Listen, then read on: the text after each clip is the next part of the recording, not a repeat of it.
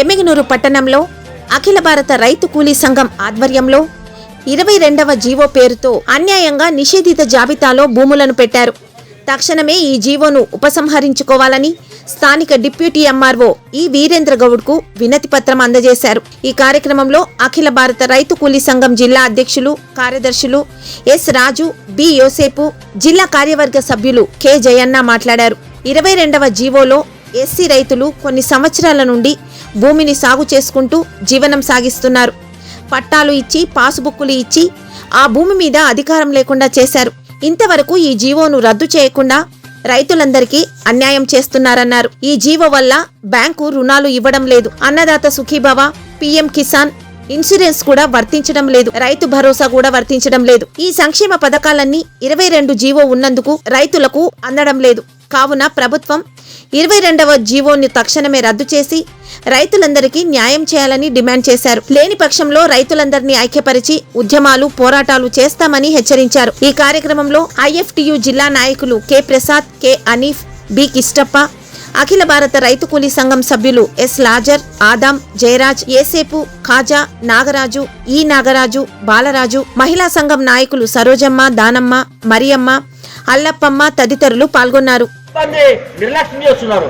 ఇప్పుడు joint collector కావచ్చు, revenue వాళ్ళు కావచ్చు, అవసరమైతే జిల్లా బ్యాంకులు బ్యాంకులతో మాట్లాడి వాళ్ళ రైతులకి అప్పులు ఇచ్చి నిర్మల్ చేసే మార్గంలో చూడలేకుండా కేవలం తూతూ మందలుగా ప్రయత్నం చేస్తున్నారు. కాబట్టి ఈ అధికారుల పైన కూడా కంపల్సరిగా రాష్ట్ర కూటమి ప్రభుత్వం కూడా చర్యలు తీసుకున్నప్పుడు మాత్రమే రైతులకు సంపూర్ణ పనిచేయగా అవకాశం ఉంటుంది. కాబట్టి ఇది తక్షణమే చేయాలా, లేకపోతే ఇప్పుడు కేవలం మండల వారికి, జిల్లా వారికి ఉంది, రాష్ట్రం వారికి కూడా అఖిల భారత రాజకీయం ఉద్యమం చేస్తుందని హెచ్చరిస్తూ నా పేరు ప్రసాద్, ఐఎఫ్టి జిల్లా అధ్యక్షుడు.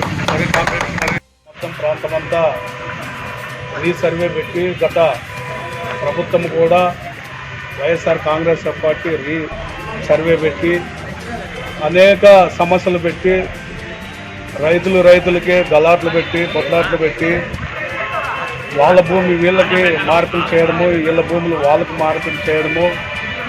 మరి ఈ సర్వేలో లోపిస్తానుకొని అనుకుంటాం మనం.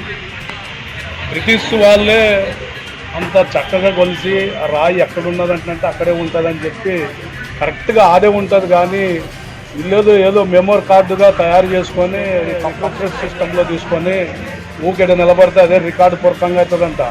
ఆ కొలతలు రైతాంగానికి ఏమర్థమవుతుంది? అది పెట్టి దోపిడీ చేస్తున్న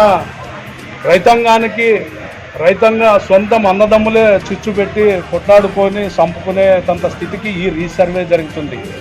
అందులో వచ్చేసి ప్రభుత్వం అప్పుడు ఇందిరాగాంధీ ఆయనలోనే మరి అప్పుడే ఆ కాలంలోనే పోరంబోగు భూములు, బంజరు భూములు అవన్నీ పేదలకి, అనేక పేదలకి, ఒకే కులంకే కాదు మొత్తం అన్ని కులాల్లో కూడా అప్పుడు కాంగ్రెస్ ప్రభుత్వము ఒక్కొరికి 5 ఎకరాల చొప్పున, 6 ఎకరాల చొప్పున కూడా ఇవ్వడం జరిగింది అప్పుడు కాంగ్రెస్ పార్టీ ఆయనలోన ఇందిరాగాంధీ.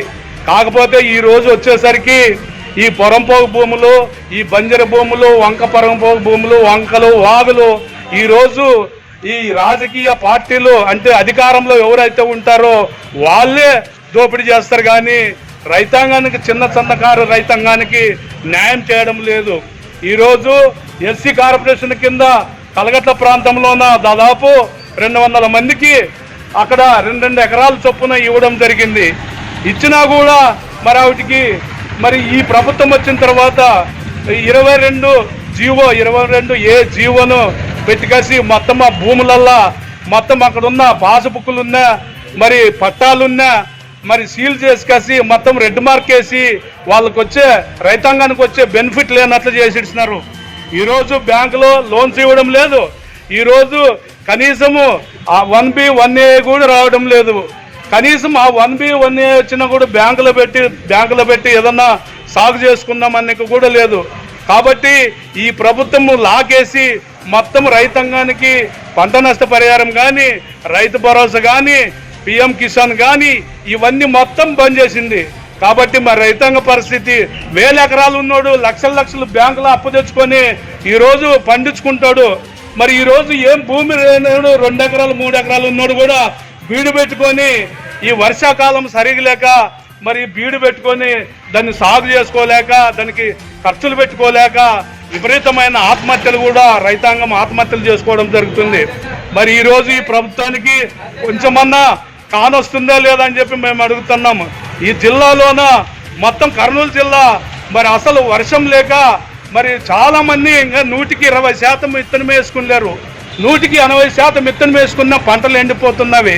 కనీసము రైతాంగ పరిస్థితి దేశానికి వెన్నెముక రైతే రాజు అంటున్న ఈ ప్రభుత్వాలు మరి వాళ్ళు భూములు వాళ్ళ చేతుల్లో ఉండవు, కానీ మరి చిన్నకారు రైతాంగకి మరి అసలు భూములు లేని పరిస్థితులు ఉన్నాయి. కాబట్టి తక్షణమే మేము అఖిల భారత రైతు కూలీ సంఘం తరఫున మేము డిమాండ్ చేస్తున్నాము. అయ్యా, తక్షణమే పోరంపోగు భూములకి, బంజరు భూములకి ఏ సాగులో ఉన్నారో ఆ రైతాంగానికి వాళ్ళకి హక్కు కల్పించి వాళ్ళకి బ్యాంకు లోన్స్ ఇప్పించి మరి అనేక రకాలు పంట నష్టపరిహారాలు ఇచ్చి ఇవన్నీ ఇచ్చి ఆదుకోవాలని చెప్పి డిమాండ్ చేస్తున్నాం. మరి ఈరోజు ఇన్సూరెన్స్ లేదు, ఏం లేదు. కాబట్టి తక్షణమే ప్రభుత్వము మరి దీన్ని గమనించి దీన్ని దృష్టిలో పెట్టుకొని తక్షణమే పరిష్కరించాలని చెప్పి చేస్తున్నాం. మొన్న కలగట్లకు వచ్చినట్లు మా బ్రదర్ చెప్పినట్లు కలగట్లకి చంద్రబాబు నాయుడు వచ్చినాడు. చంద్రబాబు నాయుడు వచ్చి ఈ బంజర భూములకి, వంకపరంప భూములకి, ఈ మన ఎస్సీ కార్పొరేషన్ ఇచ్చిన భూములకి వీళ్ళకల్లా మొత్తం మీరు ఈ పాస్బుక్లు ఇచ్చి పట్టాలు ఇచ్చి వాళ్ళకి హక్కు కల్పించండి, వాళ్ళు దాంట్లోన అర్హులుగా చేయండి అని చెప్పి చెప్పడం జరిగింది. మరి చంద్రబాబు నాయుడు ఉత్త మాటలేనా చెప్పింది? అయ్యా, ఊక నామకర్తైనా చెప్పింది? అయ్యా చంద్రబాబు నాయుడు తక్షణమే దీన్ని ఈ జీవోను 122వ జీవోను ఏని రద్దు చేసి మరి రైతాంగానికి న్యాయం చేయవలసిందిగా విజ్ఞప్తి చేస్తూ అఖిల భారత రైతు కూలీ సంఘం జిల్లా కార్యదర్శిగా మేము డిమాండ్ చేస్తూ, నా పేరు బిఎస్ఎఫ్.